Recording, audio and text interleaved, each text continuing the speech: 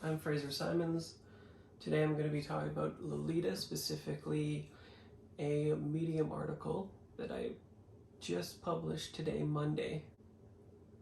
It's a very polarizing subject, to say the least, I think, but I think what I had to say about it shouldn't be. Essentially, I think Lolita is really good at displaying how horrific and how easy it is for men to slip into the male gaze and to be aware of how our bias and how our status through life continues to be unchallenged, such that white men like myself end up, whenever we move through spaces in society, we are inherently taking up space from other people, which means taking away their agency and inserting our own agency over them. And you can see this particularly in Lolita, which is a story about a pedophile, Humbert, who has a early memory that ends up changing his outlook and how he interacts with women permanently. It is like the inception, I guess, of his realization that he's attracted to underage girls. He ends up looking for boarding with a woman, and her daughter is Dolores Hayes, who ends up being ascribed the label Lolita by Humbert. And we learn through the course of the novel that he eventually takes custody of Lolita. He is her father figure and only guardian, and he continues to make romantic, but not actually romantic, overtures to her throughout it. What's interesting about that is I think people have a tendency to conflate the definition of Lolita now in modern day vernacular, which is a underage girl who is sexualized and is like a hypersexual individual and will crave the attention of older men.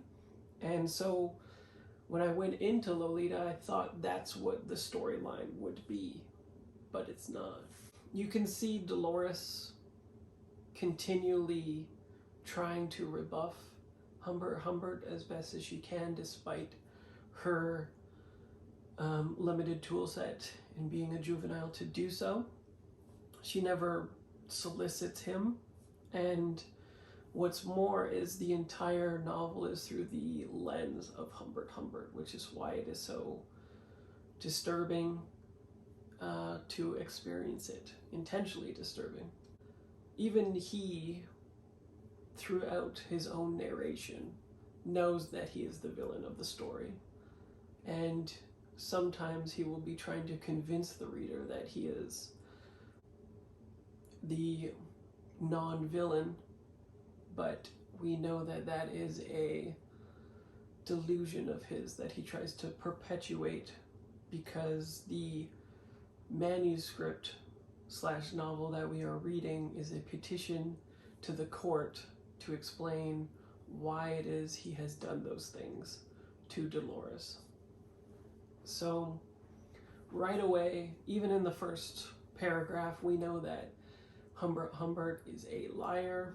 He lies to us continually, especially about his appearance. It becomes more and more grandiose. And then through the very masterful prose, which is meant to be a seductive mindset to which we are supposed to slip in, there are intentional, jarring, cognitive dissonance instances where we're meant to be like, oh wait, this is a beautiful prose, but the actual subject matter, what is actually happening, is an actual horrific, terrible thing to do to a person.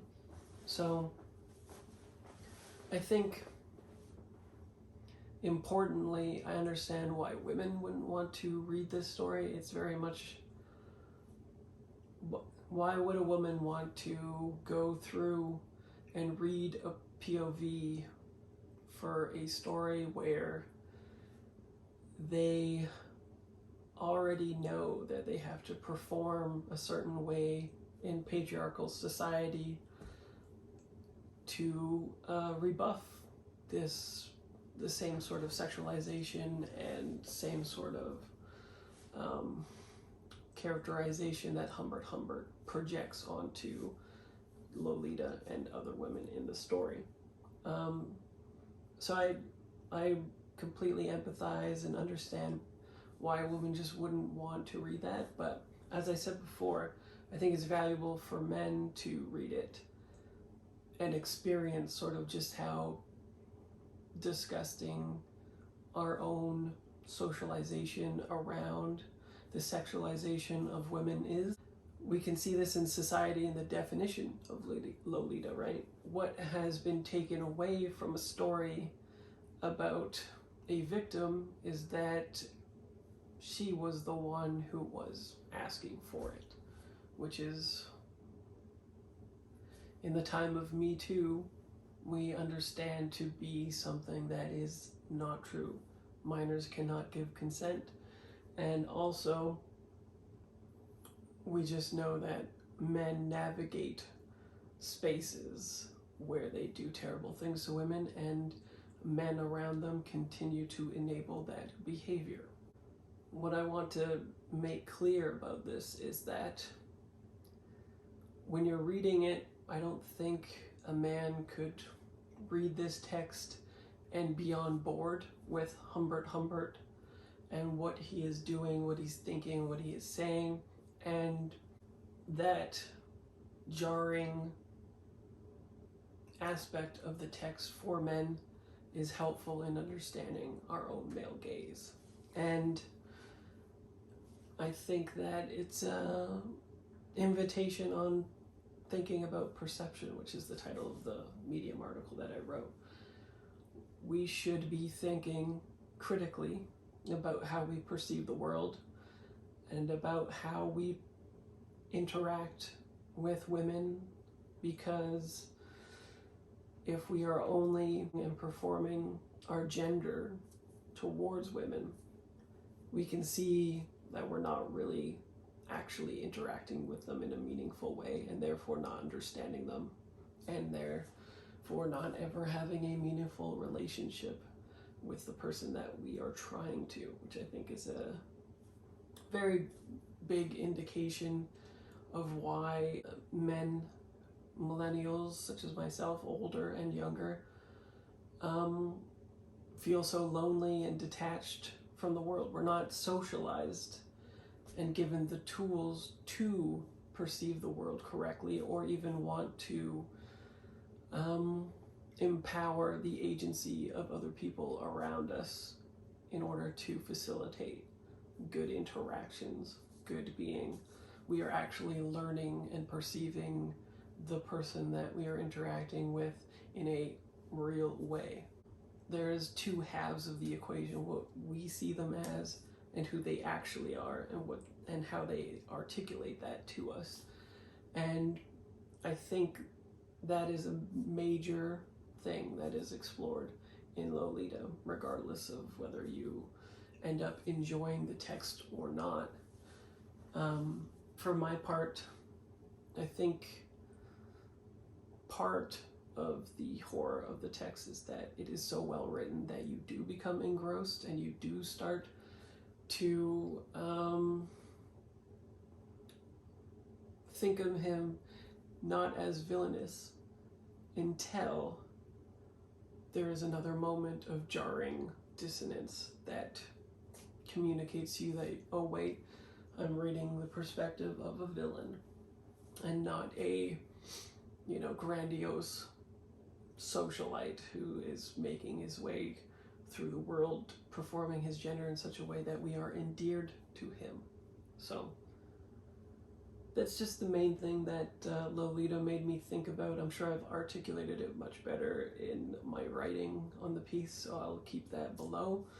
But yeah, it just makes me angry and sad that what we have taken away from such a text that is now labeled a masterpiece is, as a society, we think that young women are coquettish and soliciting these things when the lines around consent have already been delineated, right? We already know that a minor cannot consent. We know that huge age range differences present a power dynamic that is not equal. And yet, even in a story where it is clear that the villain is like that, society has adopted the standpoint of the villain, right? Like, look at Woody Allen, Roman Polanski, look at all these different Me Too things have a through line where these men, through power dynamics and other socialization things, social constructs that uplift the patriarchy, went for a long time and still do without justice for these people who were assaulted and were denied their own agency in the system. Anyway, that's what I have to say on it. I hope that I articulated myself well enough, or at least my position on it well enough, that I did not put my foot in my mouth too much.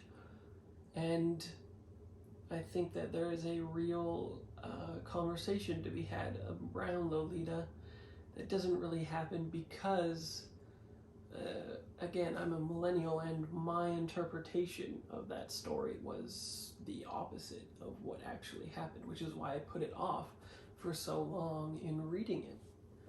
So I think that's interesting and very relevant in 2021. Anyway, I'm Fraser Simons, and I hope that you have a good day, and I'll see you later.